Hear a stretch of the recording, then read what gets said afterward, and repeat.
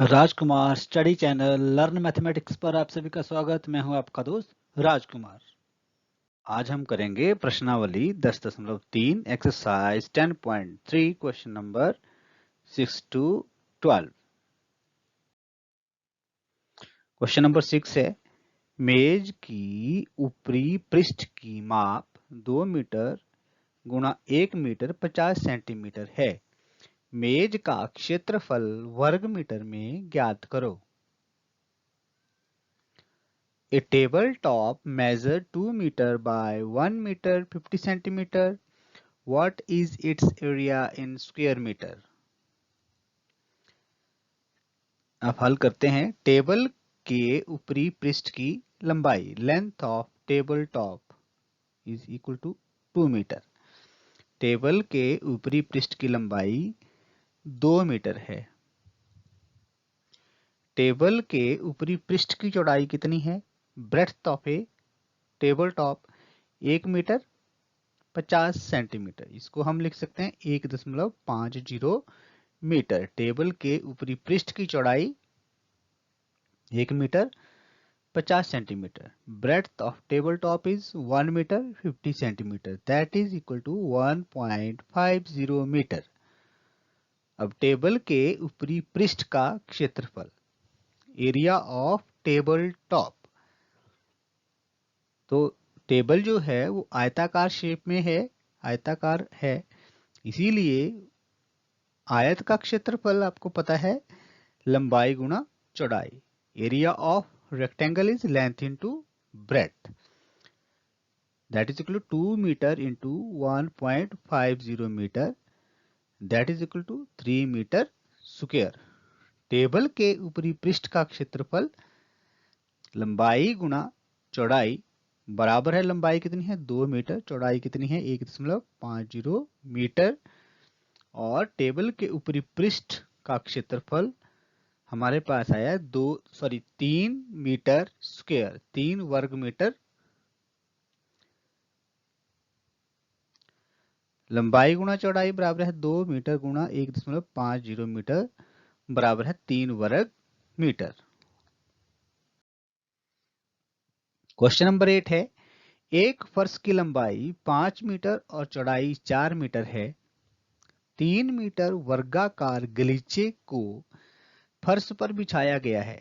फर्श के उस भाग का क्षेत्रफल ज्ञात कीजिए जिस पर गलीचा नहीं बिछा है। A floor is 5 meter long and 4 meter wide. A square carpet of side 3 meter is laid down on the floor. Find the part of floor that is not carpeted, जिसके ऊपर गलीचा नहीं बिछाया गया है। फर्श की लंबाई length of floor 5 metre, 5 metre, फर्श की लंबाई 5 मीटर है। फर्श की चौड़ाई breadth of floor is 4 metre, 4 metre. फर्श का क्षेत्रफल एरिया ऑफ फ्लोर लंबाई गुणा चौड़ाई लेंथ इंटू ब्रेड्थ। लंबाई 5 मीटर, चौड़ाई 4 metre, length is 5 metre and breadth is 4 metre, that is equal to 5 into 4 20 metre square. फर्श की क्षेत्रफल कितना आया 20 मीटर स्क्वायर। वर्गाकार गलीचे की भुजा side of square carpet 3 metre. वर्गाकार गलीचे का क्षेत्रफल एरिया ऑफ स्क्वायर कारपेट कितना आएगा, साइड इंटू साइड, हमारे पास ये आएगा 3 मीटर गुणा 3 मीटर बराबर है 9 मीटर स्क्वायर। फर्श जहां गलीचा नहीं बिछा है, area of floor that is not carpeted, कितना आएगा 20 माइनस 9 बराबर है 11 metre square. 20 minus 9 that is equal to 11 metre square. तो 11 मीटर स्क्वायर कमरे का फर्श का वो क्षेत्रफल है जहां पर कारपेट नहीं बिछा है, गलीचा नहीं बिछा है। निम्नलिखित आकृतियों का को आयतों में तोड़िए तथा इनका क्षेत्रफल ज्ञात कीजिए। भुजाओं का माप सेंटीमीटर में दिया है। By splitting the following figures into rectangles and their areas, the measure are given in centimeter. तो अब हम क्या करेंगे, हमारे पास ये आकृति दी है और इसकी भुजाएं भी दी हैं।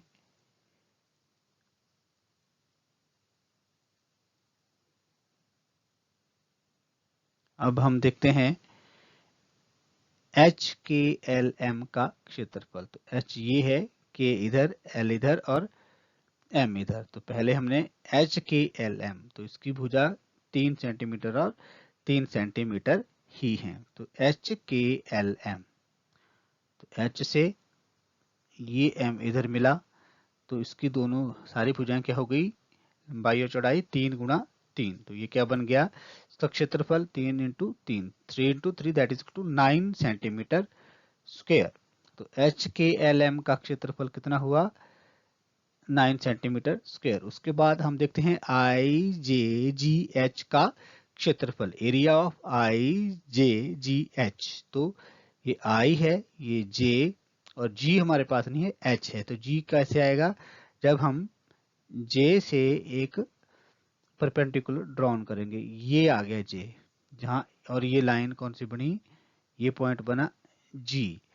तो आई जे जी एच का क्षेत्रफल कितना आया हमारे पास, इसकी लंबाई बनी 1 सेंटीमीटर, चौड़ाई 2 सेंटीमीटर। तो इसका एरिया आया 1 गुना 2, 1/2 दैट इज 2 सेंटीमीटर स्क्वायर। इसी प्रकार एफ ई डी जी का क्षेत्रफल, एफ, ये एफ है इधर, ये ई है, ये डी है और ये जी है। तो हम यहाँ देखेंगे, ये यहाँ पे एफ है, यहाँ पर ये बिंदु एफ, और ई से जब हमने लंब गिराना है, ई से डी को मिलाया, तो यहाँ पर ये एक आकृति बन गई एफ ई डी जी, जिसका हम क्षेत्रफल निकालेंगे। तो हमें पता है क्षेत्रफल का क्षेत्रफल क्या होता है, लंबाई गुना चौड़ाई, लेंथ इनटू ब्रेड्थ। इसकी लंबाई भी 3 है और चौड़ाई भी 3 है। क्योंकि हम इसको इसलिए यहाँ पे बोल रहे हैं क्योंकि प्रश्न में हमारे पास दिया है कि दिए गए आकृतियों में आयतों में तोड़िए, इसीलिए हम आयत बोल रहे हैं। तो यहाँ पर कितना आया, एफ ई डी जी का क्षेत्रफल 3 गुणा 3 बराबर है 9 सेंटीमीटर। अब इसी प्रकार ए बी सी डी का क्षेत्रफल, तो ए बी सी डी का क्षेत्रफल, area of A B C D, तो 2 इसकी चौड़ाई है और 4 इसकी लंबाई है। 2 is the breadth and 4 is the length. और आपको पता है इसका क्षेत्रफल लंबाई गुना चौड़ाई 8 सेंटीमीटर स्क्वायर। इस प्रकार अब हम क्या लिखेंगे, आकृति का कुल क्षेत्रफल, total area of figure, that is equal to area of H K L M is equal to 3 into 3 9 centimetre square plus area of IJGH, that is equal to 1 into 2, that is equal to 2 centimeter square. Area of FEDG, that is equal to 3 into 3, 9 centimeter square plus area of ABCD, that is equal to 2 into 4, 8 centimeter square. अब ये सब total करना है, सबको जोड़ देना है, तो कितना आएगा, एच के एल एम का क्षेत्रफल जमा आई जे जी एच का क्षेत्रफल जमा एफ ई डी जी का क्षेत्रफल जमा ए बी सी डी का क्षेत्रफल, और कितना आया 9 सेंटीमीटर जमा 9 सेंटीमीटर जमा 2 सेंटीमीटर जमा 8 सेंटीमीटर बराबर है 28 सेंटीमीटर आएगा, 28 सेंटीमीटर सारी आकृतियों का क्षेत्रफल।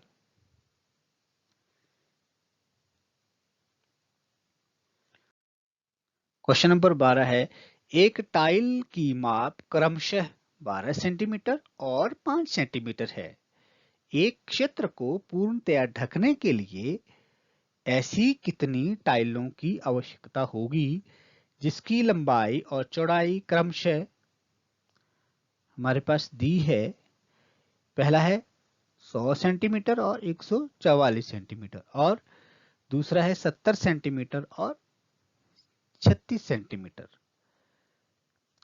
How many tiles whose length and breadth are 12 centimeter and 5 centimeter respectively will be needed to fit in rectangular region whose length and breadth are respectively first है 100 centimeter and 144 centimeter and the second question is 70 centimeter and 36 centimeter. इसमें हम एक ही question करेंगे, बाकी का question B part आप खुद try करेंगे। तो चलो आओ करते हैं क्वेश्चन 12 का ए पार्ट। हल है सॉल्यूशन। आयताकार क्षेत्र की लंबाई length of rectangular region 100 centimetre 100 centimetre.